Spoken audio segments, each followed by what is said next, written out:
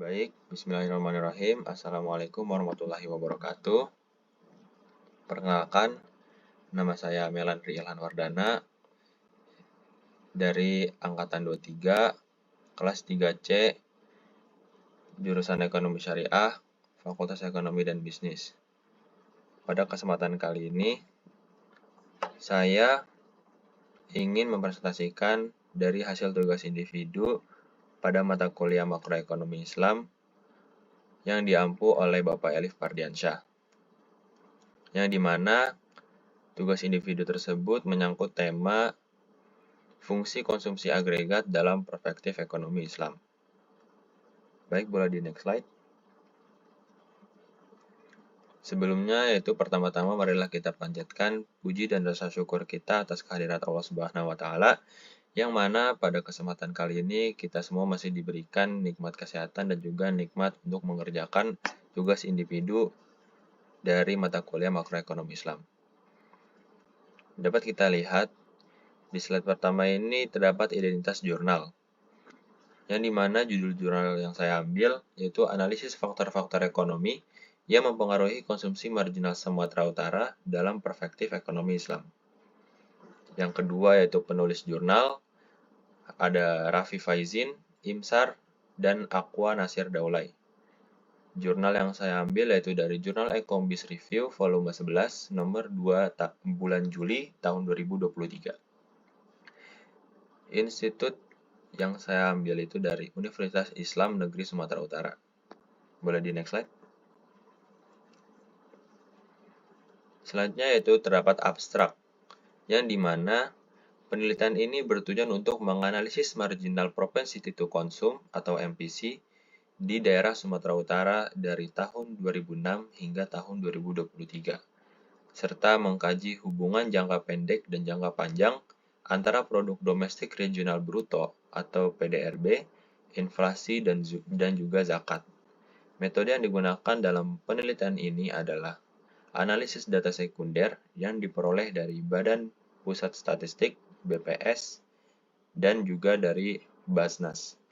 Dengan menggunakan uji kointegrasi serta metode VAR-VECM, hasil penelitian menunjukkan bahwa MPC di Sumatera Utara tidak stabil selama periode yang dianalisis. Selain itu, inflasi dan juga zakat terbukti memiliki pengaruh negatif terhadap konsumsi dalam jangka panjang.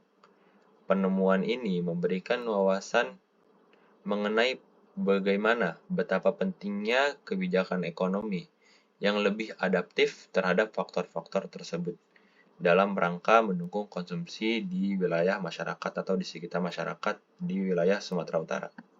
Baik, boleh di next slide. Selanjutnya yaitu terdapat tujuan penelitian. Tujuan utama dari penelitian ini yaitu meneliti faktor-faktor yang mempengaruhi konsumsi marginal di daerah Sumatera Utara dalam perspektif ekonomi Islam. Selanjutnya yaitu tujuan tambahan dari penelitian ini yaitu yang pertama untuk mengukur pengaruh inflasi, PDRB, dan zakat terhadap MPC. Yang kedua yaitu mengetahui hubungan jangka pendek dan juga jangka panjang antara variabel-variabel tersebut. Yang ketiga yaitu mencari solusi dari kebijakan untuk meningkatkan konsumsi berbasis syariah di wilayah Sumatera Utara. Selanjutnya, di sini terdapat analisis data. Metode analisis data yang diambil yaitu uji kointegrasi yang digunakan untuk melihat apakah ada hubungan jangka panjang antara variabel PDRB, inflasi, dan zakat dengan konsumsi agregat. Yang kedua yaitu metode VAR-VECM.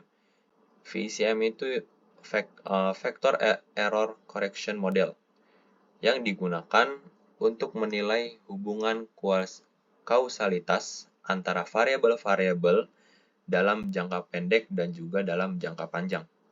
Yang ketiga yaitu dari metode analisis terdapat data yang digunakan adalah data time series dari tahun 2006 hingga 2023. Next slide. Di sini terdapat studi kasus. Penelitian ini menggunakan data sekunder dari BPS dan Basnas di daerah Sumatera Utara. Studi ini menganalisis data dari tahun 2006 hingga 2008 dengan menggunakan dua metode utama, yaitu uji kointegrasi dan VAR-VCM. Uji kointegrasi digunakan untuk melihat apakah ada hubungan jangka panjang dan jangka pendek antara PDRB, inflasi dan zakat dengan konsumsi. Sedangkan metode VAR-VCM digunakan untuk mengevaluasi hubungan kausalitas antar variabel ini dalam jangka pendek maupun jangka panjang. Di sini juga terdapat periode yang diambil yaitu dari tahun 2006 hingga 2023 serta metode yang digunakan yaitu uji kointegrasi dan juga metode VAR-VCM. Boleh dilanjut.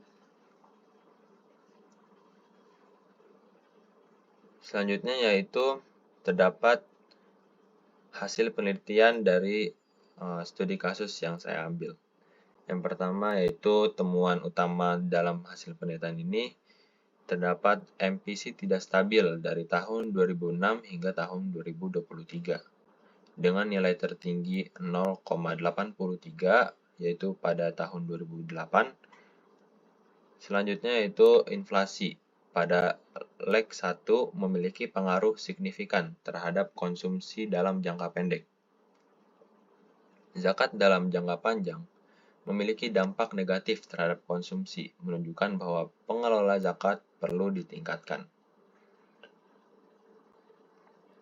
Ini mungkin menunjukkan bahwa distribusi zakat yang kurang efektif mengurangi dampaknya pada konsumsi di wilayah masyarakat, terutama di daerah Sumatera Utara. Boleh di next slide. Di sini terdapat kesimpulan, yang dimana kesimpulan dari penelitian ini adalah bahwa MPC di Sumatera Utara tidak stabil selama periode penelitian. Peningkatan pendapatan tidak selalu menghasilkan peningkatan konsumsi.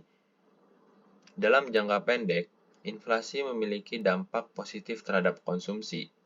Tetapi, dalam jangka panjang, baik dari PDRB maupun dari zakat, memiliki pengaruh yang negatif. Penelitian ini menunjukkan bahwa manajemen zakat yang lebih baik sangat diperlukan agar zakat dapat memberikan dampak yang positif atau dampak yang baik yang lebih besar pada konsumsi masyarakat di daerah Sumatera Utara.